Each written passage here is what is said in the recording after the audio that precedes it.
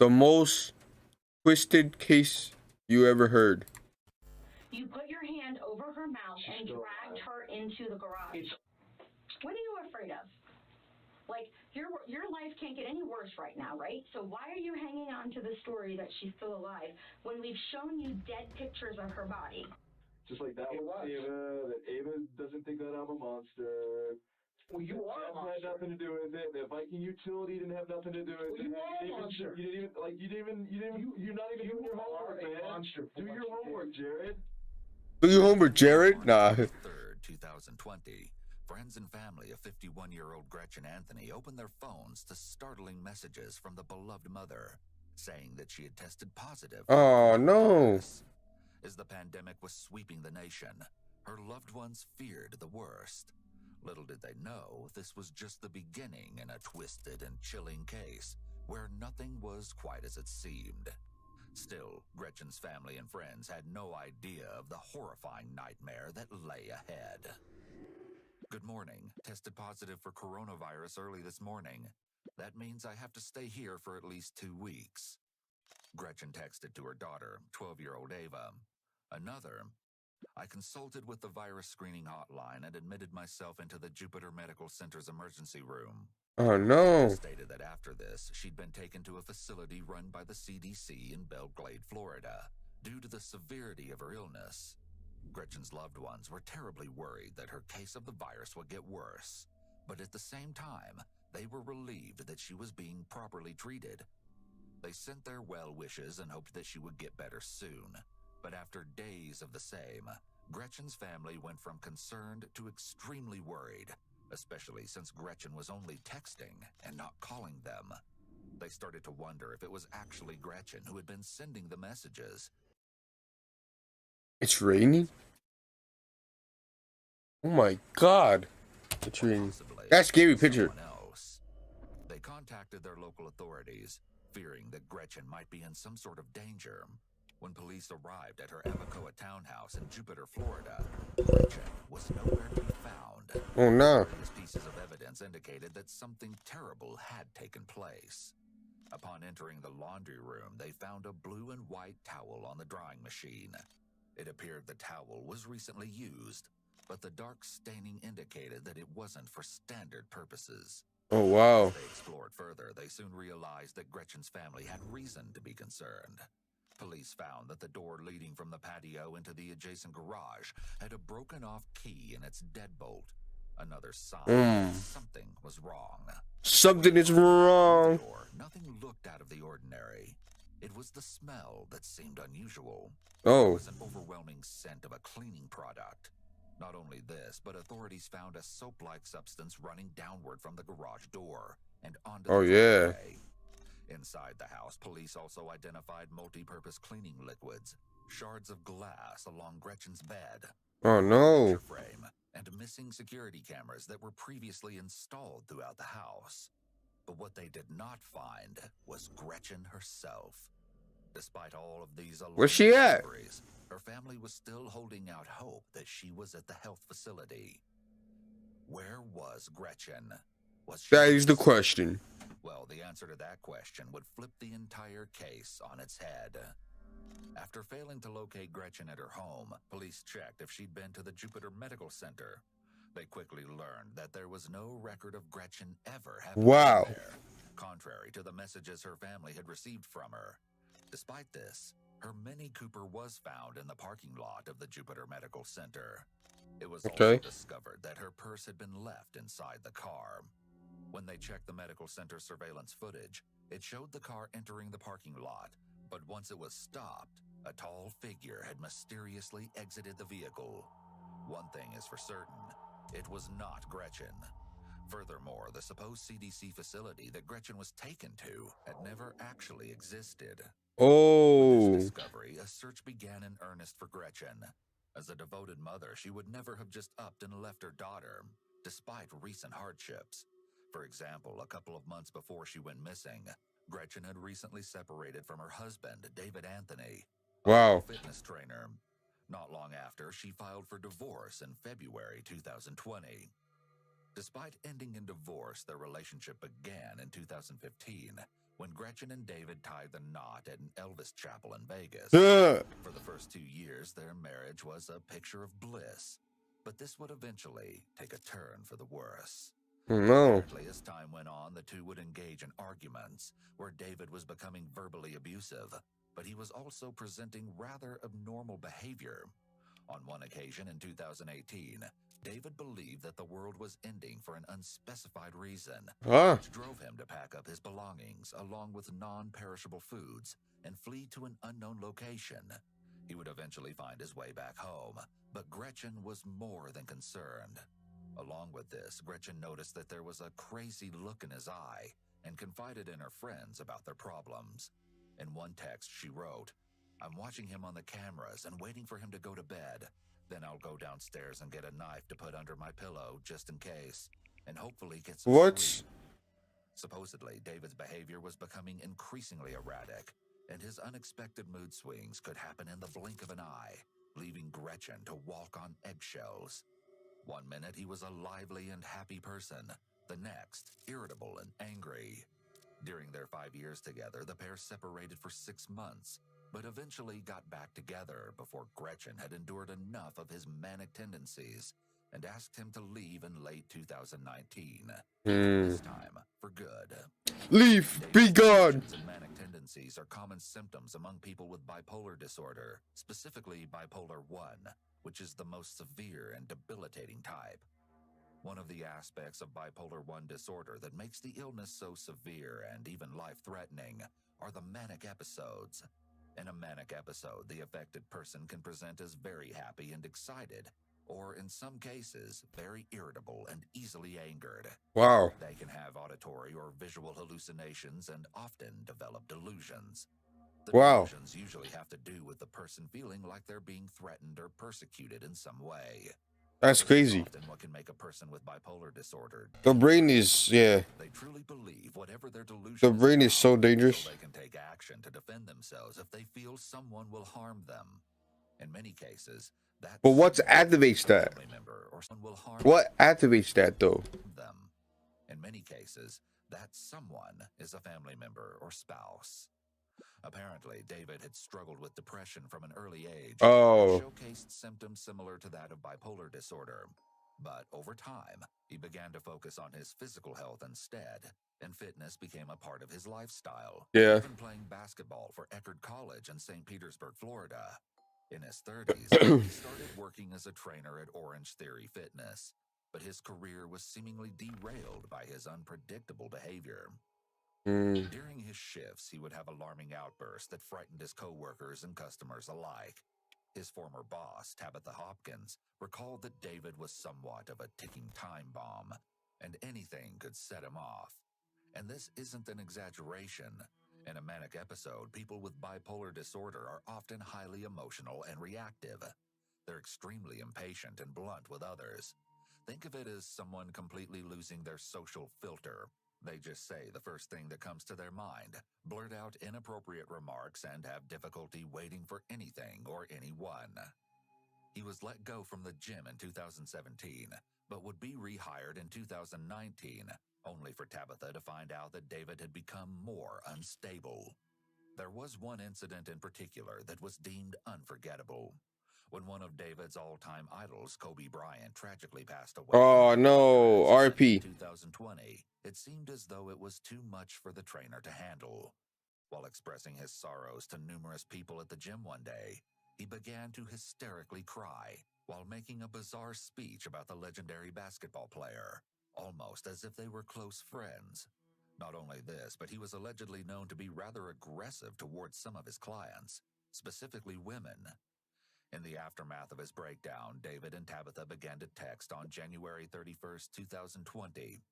David said that he was sorry for letting her down, and he wasn't getting much sleep. This is actually another example of David being in a manic state. They don't get much sleep, right? Experiencing manic episodes can go days without sleeping. Wow. Or they can run on very little sleep. Apparently, the trainer hadn't been arriving to work on time, and his boss was quite aware of the problem. She wrote, "You stormed out before I could finish what I wanted to say. You've been coaching 7 weeks, and the last week has been awful. I see the transition backwards, and it's not good." This message could indicate that the pair had a recent argument, one that David possibly walked away from.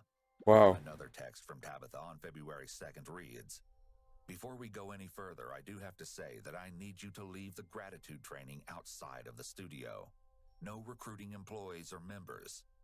David was supposedly involved in the infamous gratitude training. What's that? A multi-step program to aid people in their self-improvement. He allegedly spent thousands of dollars on the courses while married to Gretchen, but failed to let her know about the financial expenses. Wow. His response to his manager, a simple okay. But a couple weeks later, things seemed to have negatively shifted. Tabitha wrote, "Why are you sitting in your truck? I've been waiting for you for an hour." A couple hours later, after they presumably met, she wrote, "You need to return your keys and Nike shirt, along with, and the Apple Watch. I bought that for your coaching." It appears that David had been fired once again. Wow. Unexpectedly, it was Tabitha and Gretchen's conversations that gave insight into the things Gretchen was dealing with while separating from David. Tabitha found it odd that Gretchen had been commenting on her photos online, saying, "I don't like anything you or David do or have done, so please stop." Gretchen immediately responds by saying that she doesn't associate with David. She even goes on to state, "He has mental issues. Thought you would have figured that out by now." Tabitha tells her that David made it seem as though his estranged wife hated her, along with Orange Theory, but Gretchen quickly declares that is not the case. Gretchen also divulges that she's happy to no longer be dealing with him. "I hope he decides to seek help, or not, but I'm glad he's out of mine and Ava's life. Wow. Almost waiting for divorce date, but he said he's going to Costa Rica." Referring to David's tantrum, Tabitha says, "OMG, you should hear what he did when Kobe Bryant died. It was awful." The two women message each other for a while, discussing their frustrations with David. "If you know anything about bipolar disorder, they don't know what they're doing, but it affects relationships. I can't be part of that." Along with, "When he comes off his high, he regrets it all. That's why we will never be together again. I can't subject Ava to that." Tabitha responds with a disturbing piece of advice. "Stay away from him." A warning that soon becomes all too real. When detectives tried to locate Gretchen's estranged husband, he was also nowhere to be found. When police reached out to David's mother, who he had been staying with after the separation, she told them that she too had received a concerning text from Gretchen, saying that she contracted the coronavirus. She also told the officers that her son was heading for Costa Rica, likely for work. As the investigation into finding Gretchen continued, police suddenly received word that her phone had been active and moving westward across Florida. Could this possibly mean that Gretchen was alive and well? They also uncovered that David's phone had been moving off of a cell tower around the same areas where Gretchen's phone had been active. Oh! Were the estranged husband and wife together? And was this just an ill-conceived plan for the pair to get away and discuss their ending relationship? Or worse, had Gretchen been kidnapped? The authorities were now on a manhunt to find the missing mother. As police began to take a closer look into David's life, they discovered that his sordid past was much worse than anyone could have imagined. Apparently, back in 1997, while David was still in college, he was arrested for attempting to rob a Blockbuster while threatening people with a weapon that turned out to be a squirt gun. During the incident, he allegedly assaulted a police officer, but took a plea deal and served a short amount of time in prison. Soon after, he changed his name from David Anthony Deutsch to David Anthony. Along with this, just 1 week before Gretchen went missing, he was allegedly caught at a local shopping mall in Riviera Beach, Florida, where he was stalking teenage girls. When police tried to arrest him, he supposedly fought back and was charged with resisting arrest. Oh no! Suspecting that David had information about Gretchen's whereabouts, authorities were determined to track the volatile man down. Along his travels, David made a few pit stops, ultimately giving the detectives some frightening information. Chillingly, he was apparently trying to sell jewelry to multiple pawn shops, saying that it belonged to a loved one who passed away from the coronavirus. But unbeknownst to him, David was leaving a trail of breadcrumbs. On March 20, you can see it. 2020, David's phone was located in the area of Pecos, Texas, And the next day, Las Cruces, New Mexico, where police I don't know where that were is. able to stop him in his tracks.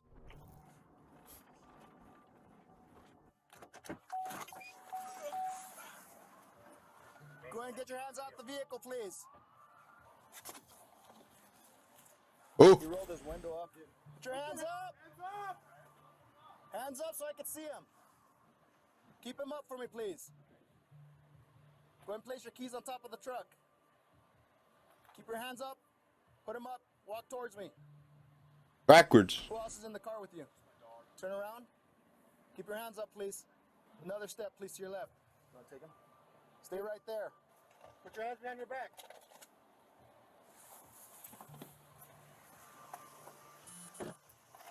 Ooh, this is where the action comes. In the car, Sarge.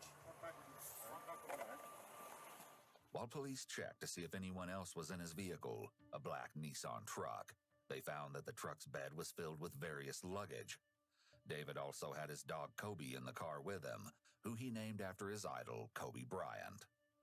Now that authorities had located David, they were able to ask him a few questions regarding where Gretchen might be. So, all right. So this is about your wife. Okay, I guess she's been reported missing. Last I heard, she was in a CDC facility getting treatment for coronavirus. When's the last time you talked to your wife? She texted me like Well- after I had got out with the last incident. She was like, plead insanity. David says that he talked to Gretchen a week ago on Saturday, March 21st, at a Whoa. gas station on Indiantown Road in Florida. He then goes on to ask a rather bizarre question. What bizarre question was Is it? it like someone this sounds stupid, in the government or the FBI or someone else I can talk to? Because when we talked, she mentioned, like, I don't know how much I can share without, like, you know what I mean? Like, she mentioned being in trouble. There's something with her work. Where does she work at?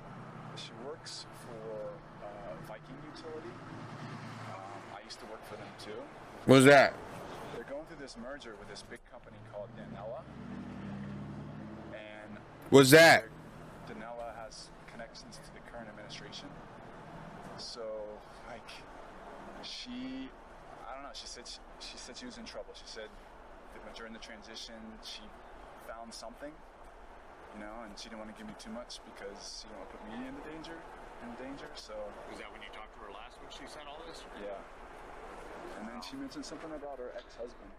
It's unclear here if David is actively delusional or if he's using one of his past delusions to try to get out of being considered a suspect by police.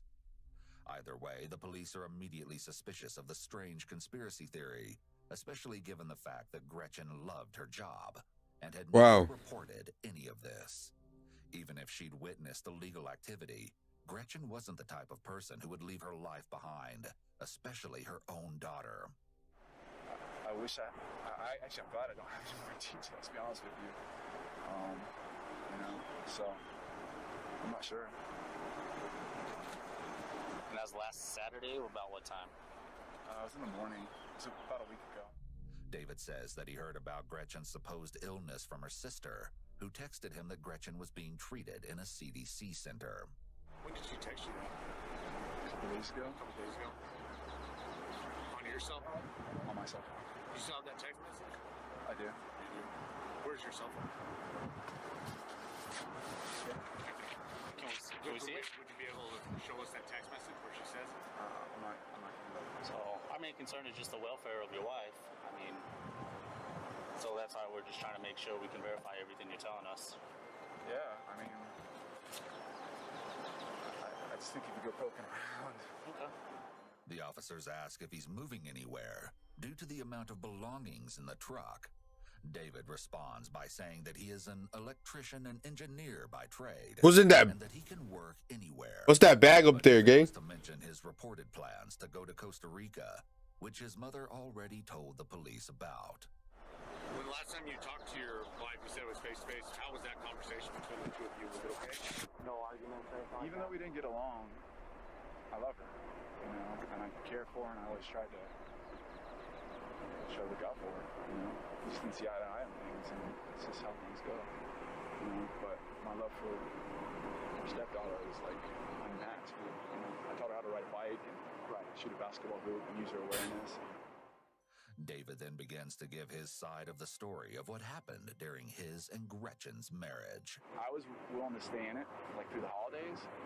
She just couldn't handle the fact that I was making changes. Like I went back to personal training at this place called Orange Theory Fitness, which is like, you know, a bunch of females and stuff. And she had problems with it in the past. And I was like, listen, I come home to you. I support you. I cook you meals. I take your, you know, I mean, not your daughter, but I take our daughter to everywhere. You know, like if I wanted something to happen, you know what I mean? Like I would have done something.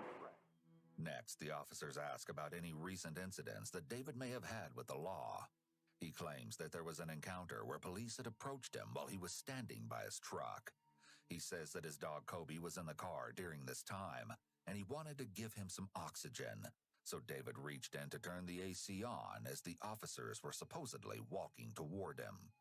So I just go in the car to like try to turn, and then right there, resisting arrest and violence. So the police report I got, they, it was like total night and day from what happened. You know, they hadn't filed charges. They're not going to file charges because if that body cam comes up, it's going to be like, there's no way that this correlates. So they had to make it like really stupid. Like I was circling around some 15-year-olds and I was nervous and sweating. Despite his efforts to conceal what really happened that day, David was actually following the young girls throughout a mall at Riviera Beach, Florida. When confronted by law enforcement, he did in fact resist arrest by apparently slamming a car door on an officer. Do you think something bad may have happened to her? I don't know. When's the last time you've been to her house?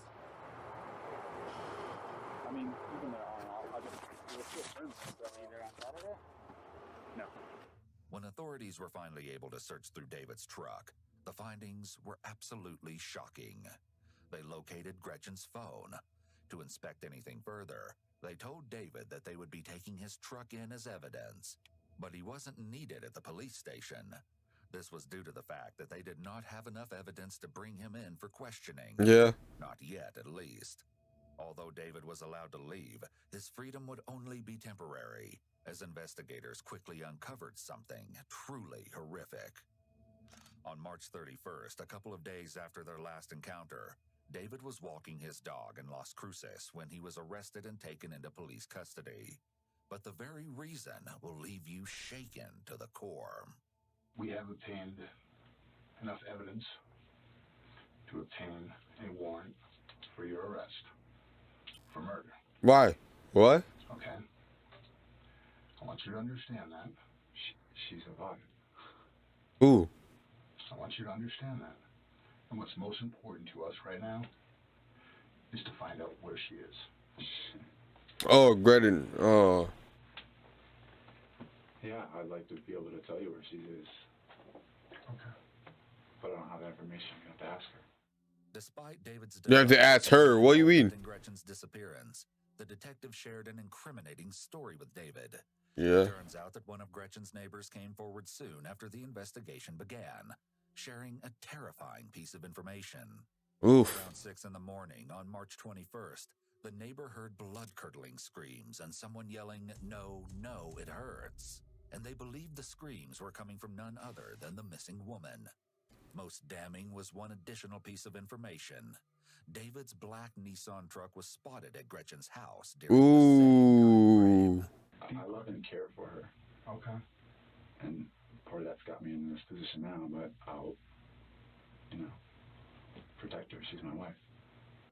Unfortunately, these words couldn't be further from the truth. Yeah. Next, David tries to explain his conspiracy theory regarding Viking utility, but the What is investigators this? aren't buying it. So what does that have to do with you being at Gretchen's house Saturday morning? I don't know the question. You just asked me something. I don't know. What does that political deep pockets have to do with you being at Gretchen's house Saturday morning? Well, I'm asking you to explore all options. That's all. Like this is like, she likes drugs. At one point, she mentioned she's like seen 22 guys. And, you know, if you have her phone and unlocked her phone, you'll see, you know. Well, why do you have her phone? So I have her phone. Well, she had her phone. Mm. Bro, So she what? was traveling with me. Okay. Up until El Paso. And then what happened? Someone hacked her account. Someone was searching her phone. The investigator then asked David. Bro, if what? Gretchen split up while they were supposedly traveling together. What car was she driving? I'm not. Like I said, I'm going to protect her and her whereabouts because everyone can be bought. And as much as I know you guys are doing your job, I don't know. I've seen the other end of manipulation of information. Yeah. What? Skew. This guy is not right because he's not making no sense, bro. Like, Shape an objective, and so he is not making no sense at all right now. Cameras throughout it. He's chatting. This is the first one to launch. The first time. First time. He's chatting right now. What are? Her cameras. No, they're not. The blank cameras? He is chatting his off out. In your truck. They're mine. Besides Gretchen's phone, police made another shocking discovery in David's truck. Security cameras that had been taken from Gretchen's house. David seems to be unaware. He's chatting right now. Cameras are part of a web-based system, meaning that no matter how much damage is done to the device, the data has already been stored to the internet cloud and is still accessible. Bam! And what appears on the video is so horrifying, it's almost too much to bear. There's video of you, David, at Gretchen's home on the morning of Saturday, last Saturday at 6:30 a.m. You just said they saw my vehicle there. So. Yeah, not just your vehicle there. There's video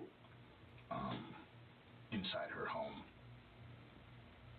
when you made contact with her that morning, when you met with her. Damn. And that video shows something other than a pleasant interaction. What do you mean? Generally speaking, in dangerous situations, movement can attract unwanted and potentially life-threatening attention. When someone encounters any threat, whether they're in physical danger or if they are simply asked a question they are unprepared for, their body may momentarily freeze, as David's does here. This is an instinctual response that is a result of the limbic system trying to ensure the individual's survival by attracting as little attention to themselves as possible. The detective goes on to show David a picture of his stepdaughter, 12-year-old Ava. See her right there? Mm-hmm. She would like you to remember that.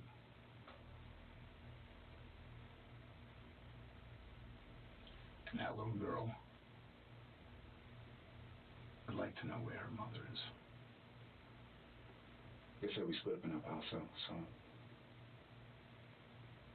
I have to ask her. She didn't make it to El Paso. How? David is shown another picture, but this time it's from the video cameras found in his truck. And the image confirms that David was, in fact, at Gretchen's home on the day of March 21st. Does that look like you? Could be. That is you cleaning up her garage after there is a incident there, stepping over her body with a shovel. So you see. So I say. Here is a small photo of Gretchen, deceased, with your face up here. Oh my God. It doesn't look like Gretchen? Gretchen's alive. I told you that already. Ava's a nervous wreck right now. She can't sleep. She can't eat. Do not use Ava. You know, we are. Okay. Because that's what's left. Well, she doesn't have to worry because her mother is still alive. That's what she's telling you. Alive. You put your hand over her mouth and dragged her into the garage. It's on video, David. You might want to think that, David, because you don't want to face the facts of what you did. Bro, what? Okay, you put your hand trying to warn her. over her mouth. I was trying to warn her. As you dragged her into the garage, then bleached down the driveway. But unfortunately for you, the cadaver dog hit on the garage, and we found blood spatter. Oh, damn. No way that she's alive. When authorities collected the evidence found in Gretchen's home, they tested the blue and white towel and found that the dark stain had actually been a blood-like substance. I made contact with her 2 days ago. No. You didn't. Oh, you didn't. How? Tell us. Let me tell you. How? The ghost. No, I played. I have no idea who you're working for. Zero. I work for the Jupiter Police Department, and you know what? Police I can be explained bought. that. No, I Yeah, can't you can't be bought. Everyone can be bought. You can't be bought. The detectives plead with David to uncover where Gretchen is for the sake of Ava, but he selfishly maintains that his estranged wife is still alive. You were on video grabbing her and dragging her into the garage of that home. There's video of her lifeless body laying on the ground and you in the background cleaning up. Wow. On that fateful morning, David creeped onto Gretchen's So dumb, bro. waiting for the right time to make his move. When Gretchen appeared, David forced her into the garage and committed the heinous crime. Once his evil act was done, he realized that the video cameras had captured the entire ordeal. In a failed attempt to cover his tracks, he ripped them down and tried to destroy them. Wow. Little did he know that the footage was never erased. Yo, whoa. Not only this, but investigators discovered that Gretchen had an Alexa device in her Oh! In the audio of the video footage, Gretchen can be heard screaming, "Alexa, call 911." Trying to create an alibi for Gretchen's sudden disappearance, David texted her friends and family from Gretchen's phone, pretending to be the beloved mother. But his plan to hide what he had done was to no avail. Well, as soon as Gretchen finishes her whistleblower case. Gretchen's not going to finish anything. Gretchen is dead. What are you afraid of? Like, your life can't get any worse right now, right? So why are you hanging on to the story that she's still alive? Wow. I've shown you dead pictures of her body. I haven't seen any pictures of I showed you a picture of a dead woman's head, hair blood-soaked. I didn't see That's what, David, that's what it is. I'm telling you that right now. That's what it is. Wow, David. Apparently, the video cameras in Gretchen's house were installed immediately after the pair separated in 2019. This was because Gretchen was afraid that David would return to the house after being kicked out, as he had supposedly done before.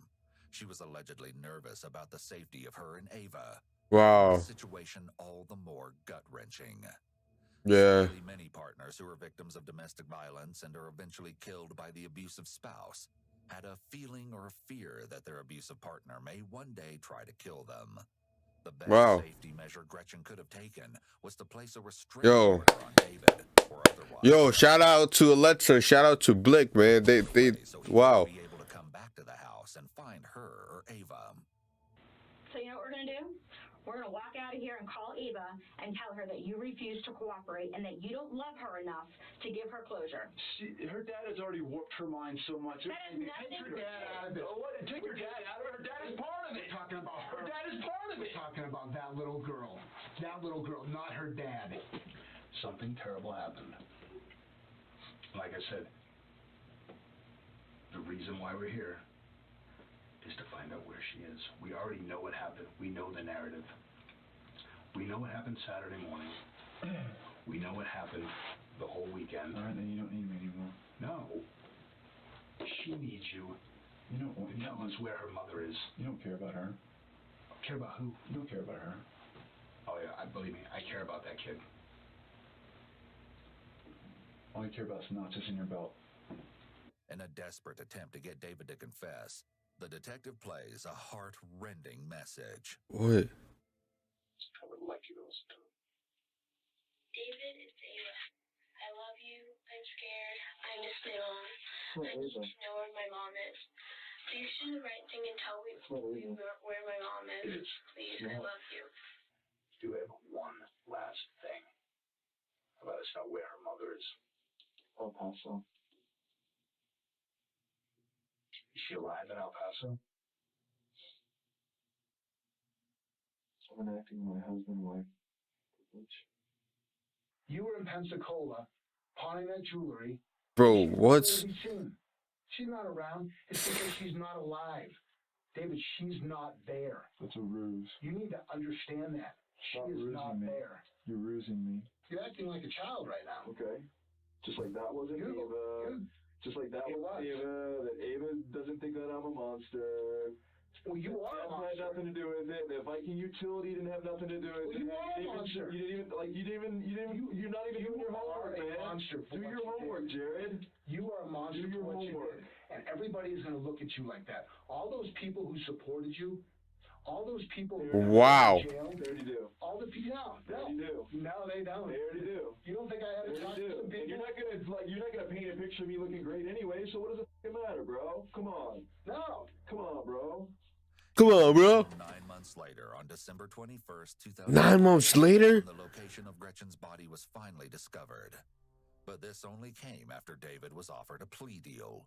In return for showing the authorities where he'd buried his estranged wife, he would plead guilty to second-degree murder and serve 38 years behind bars instead of life. David took the deal without question and revealed that Gretchen was only a few miles from her house, buried behind a local Walmart. An autopsy revealed that she'd been fatally stabbed in the neck and torso. Tragically, other injuries suggest that she fought for her life against the callous murderer. Wow. During the trial, David shared a bizarre statement. My illusions saw the COVID pandemic as an end-of-the-world prophecy, an Armageddon that I felt compelled to escape no matter the cost. Instead of being a man, I chose to be a coward. I tried to steal what wasn't mine, and in the process, I ended a life. Wow. Her life had value, her life had meaning, and I stole that life. David will be released in 2058. By the time he gets out, he will be 81 years old. Wow.